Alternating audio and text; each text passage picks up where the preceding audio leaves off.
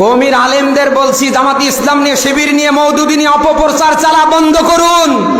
আপনি যদি বন্ধ না করেন, সামনে আবারও ৭১ কায়েম করবার জন্য আলেমরা অপেক্ষা করছে।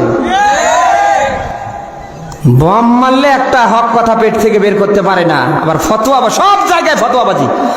যখন একামতে দিনের পক্ষে জামাতি ইসলাম, ছাত্র শিবির, মওদুদির হাত ধরে অনেক অংশে সামনে এগিয়ে যাচ্ছে, তখন এই বাটপাররা জামাতি ইসলামকে জাতির সামনে কুলুষিত করবার জন্য মওদুদির পুরনো একটা ইস্যু নিয়ে, মেয়ারে হক নিয়ে গুতুগুতি শুরু করেছে।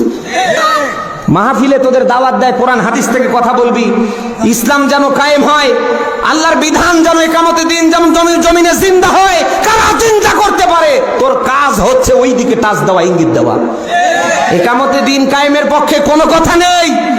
আলেমরা ওয়ার্ড পর্যায় থেকে পার্লামেন্ট পর্যন্ত যাবে, ইসলামী রাষ্ট্র কায়েম হবে, ওই পক্ষে কোনো কথা নেই, বাণী নেই, বক্তব্য নেই।